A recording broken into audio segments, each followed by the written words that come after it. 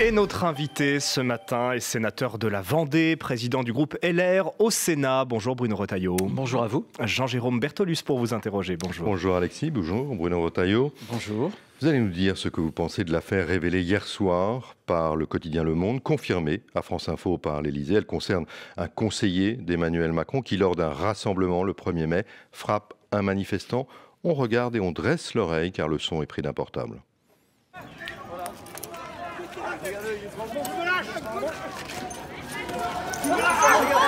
Oh, arrête! Arrête, putain! Oh! Regardez bien sa tête! Regardez bien sa tête, il l'a tabassé par terre! Regardez bien, il l'a tabassé par terre!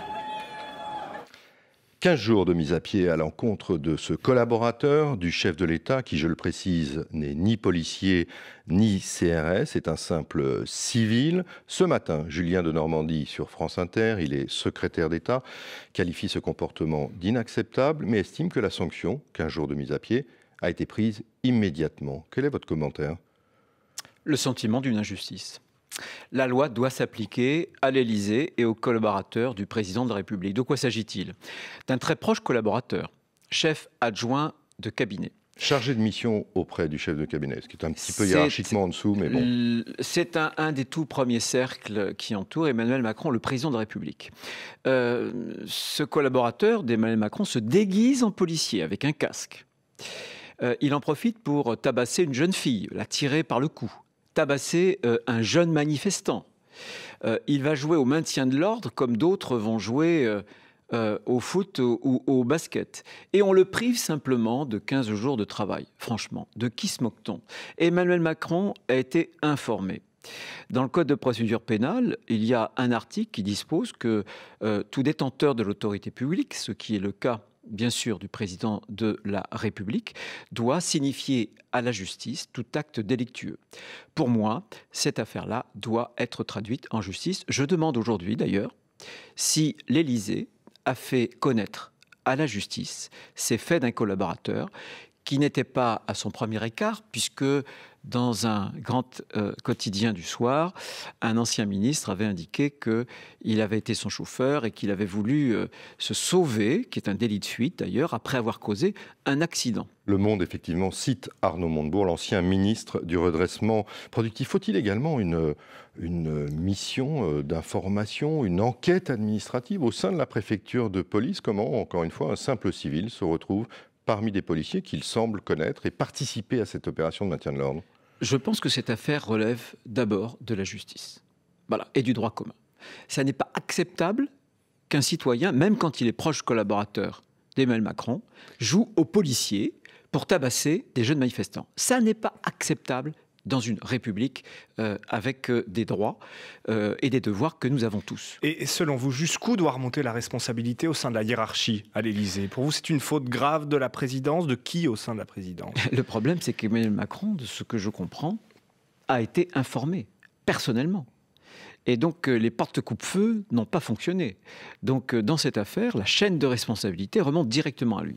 C'est donc à lui de nous dire s'il a ou non, ou s'il compte ou non saisir la justice.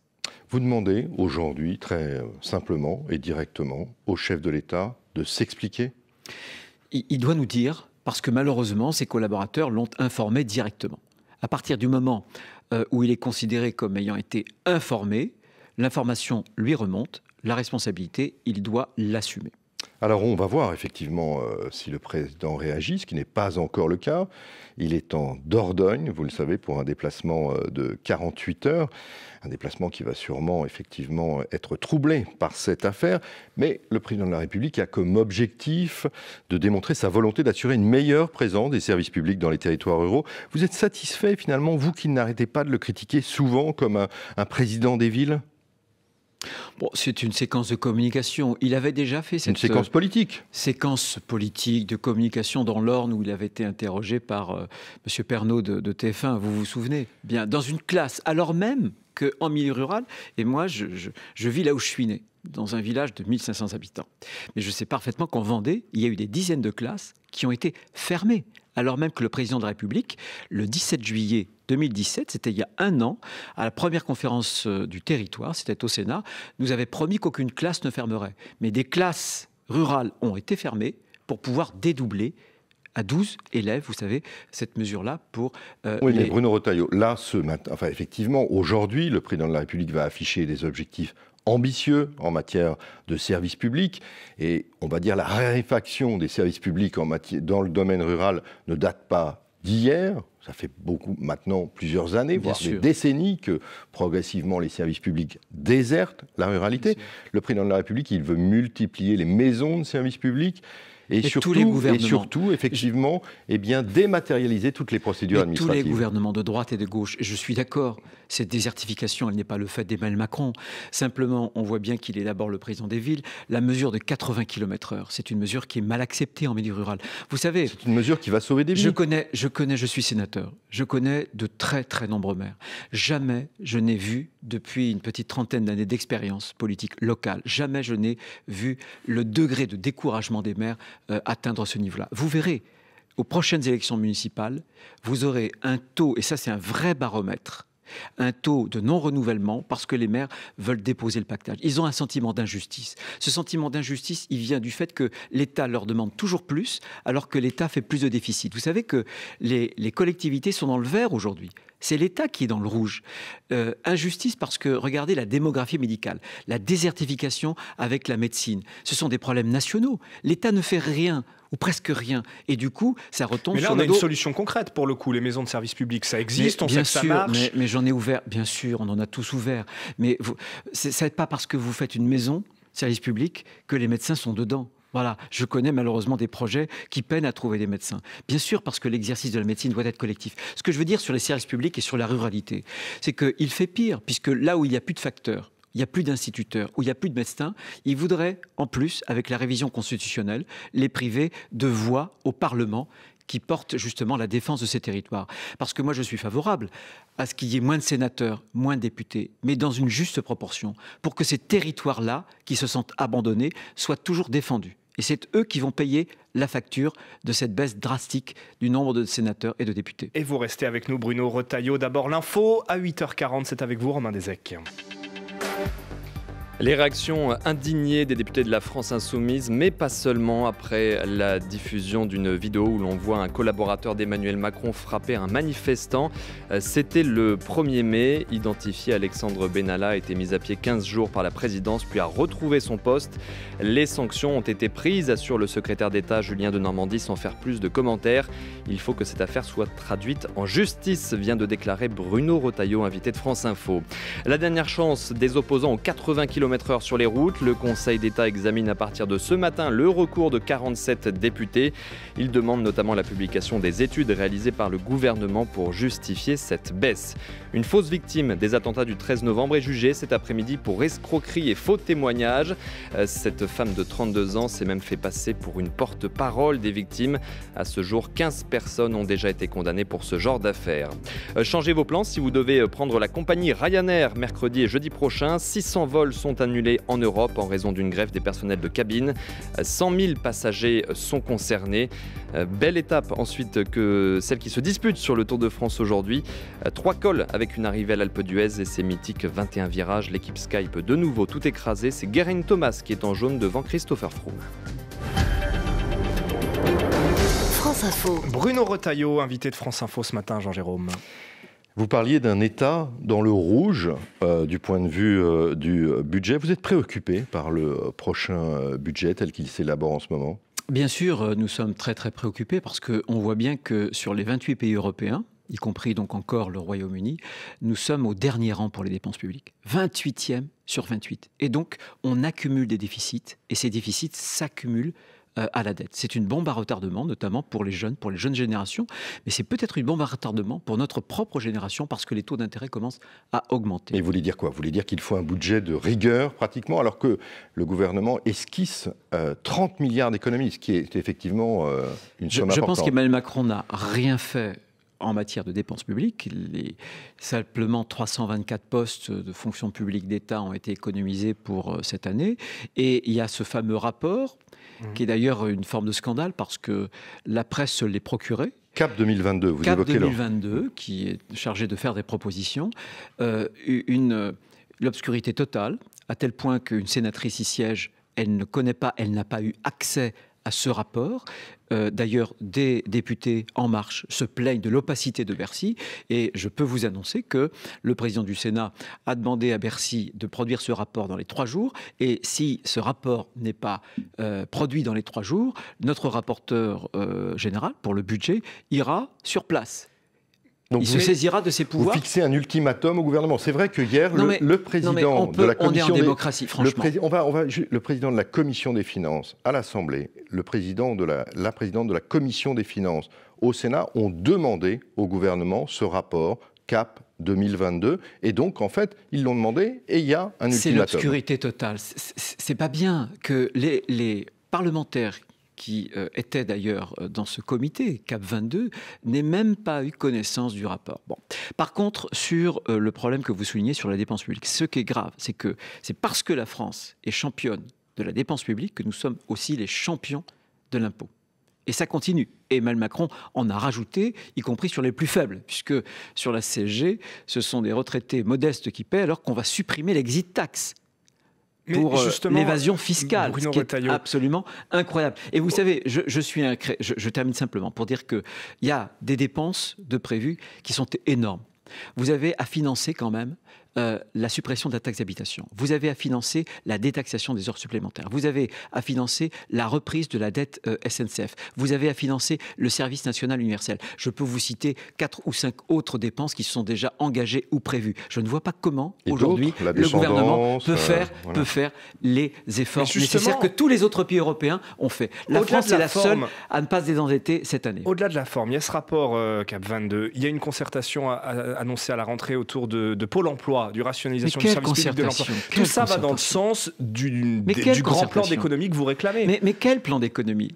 La liste, j'ai commencé à vous faire, ça aurait été fastidieux pour vos auditeurs, j'ai commencé à faire une liste de dépenses qui sont engagées ou sur le point d'être engagées. On voit bien qu'il y a un problème. Et pourquoi est-ce que ce rapport reste caché ? Parce que le gouvernement a peur, tremble, et que rien ne se passera. Pourquoi ? Parce qu'il aurait fallu, dès le départ du mandat, profiter d'une croissance exceptionnelle que nous n'avons pas eue depuis 10 ans pour engager l'effort. Et Emmanuel Macron, comme son prédécesseur avant lui, François Hollande, remet à plus tard les efforts que nous aurons dû faire. Et si on ne fait pas des efforts sur la dépense, on continuera à lever trop d'impôts en France. Bruno Retailleau, toute autre question, mais j'aimerais bien effectivement avoir votre opinion sur la question de la PMA. Hier, Benjamin Griveaux, le porte-parole du gouvernement, a redonné le calendrier. On l'écoute. Nous présentions et nous y étions engagés un projet de loi qui sera présenté en Conseil des ministres avant la fin de l'année pour un examen début au premier trimestre de l'année prochaine. Donc, vous voyez, je comprends l'empressement, mais il ne faut pas confondre vitesse et précipitation. Vous demeurez opposé à la PMA pour les femmes célibataires, pour les couples de femmes homosexuelles ? Moi, je pense qu'il faut être très précautionneux parce que je comprends totalement la souffrance qu'on peut éprouver avec ce désir d'enfant qu'on ne peut pas en avoir. Pour autant, est-ce que, au nom de cette souffrance qu'il faut respecter, on peut s'apprêter délibérément à priver de père des enfants à naître ? Est-ce que, au nom de cette souffrance, on va s'engager dans un engrenage qui va nous mener inéluctablement à la GPA, c'est-à-dire à la marchandisation du corps humain? Ce sont les préventions que j'ai. Je ne suis pas favorable à la PMA pour toutes, notamment pour ces 2 points-là qui sont importants. Et je pense qu'il faut effectivement ne pas confondre vitesse et précipitation. Mais on a l'impression qu'une partie de la droite, dont vous êtes un représentant, est systématiquement opposé à toute réforme dans le domaine de la famille. Sans remonter au droit de l'avortement, on peut penser au Pacs, au mariage pour tous. Est-ce que cela ne vous coupe pas d'une partie de la société ? Et bien sûr, je pense aux jeunes qui n'ont voté qu'à 6% pour François Fillon. Écoutez, c'est une question importante, c'est la question que je me pose. Je suis un élu et on est interrogé par ce phénomène. Vous savez, c'est un des points sur lesquels les lignes sont en train de bouger. Pourquoi est-ce que José Bové, qui n'est pas de droite, qui n'est pas républicain, s'est déclaré hostile au nom d'une conception naturelle de la procréation. Pourquoi est-ce que je me souviens d'un édito, je ne suis pas un très grand lecteur de Charlie Hebdo, au mois de septembre, l'éditorialiste commençait l'édito en disant, voilà, la procréation n'est pas un droit. Pourquoi Michel Onfray dit, attention, il y a un engrenage vers la GPA. Donc on voit que ces lignes sont brouillées. Et je pense que les jeunes sont, comment dirais-je, très sensibles à la notion qui est désormais constitutionnalisée du principe de précaution. Pourquoi est-ce qu'on applique le principe de précaution partout, sauf lorsqu'il s'agit de l'intime humain? Pourquoi est-ce qu'on réclame du biologique partout, et sauf quand il s'agit finalement de l'homme? Donc il faut être très précautionneux. Je suis pour un certain nombre de repères. Je pense que ces questions anthropologiques doivent structurer aussi, bien sûr, la vie politique. Revivre la mobilisation que l'on a connue pour le mariage pour tous? Jean Leonetti, le nouveau numéro 2 de LR, votre parti estime, oui, qu'il faut se mobiliser. Vous êtes d'accord? Il faut effectivement se mobiliser contre ce futur projet de loi? Je pense que ça peut trouver un écho. Je suis incapable au moment de vous le dire, d'ailleurs, quel type de mobilisation il faut avoir. Vous pourriez vous retrouver dans la rue, vous, contre la PMA? Écoutez, en tout cas, moi j'y suis opposé. J'en donne les raisons, tout en restant très serein, tout en respectant ceux qui partagent l'autre avis et en respectant, encore une fois, la souffrance de celles et de ceux qui... Maintenant, comment voulez-vous?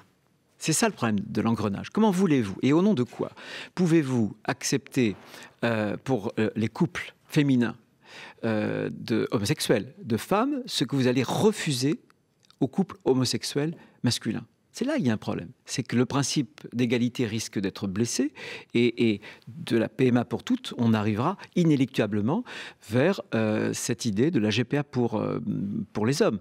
Et ça, c'est le règne d'un monde technomarchand.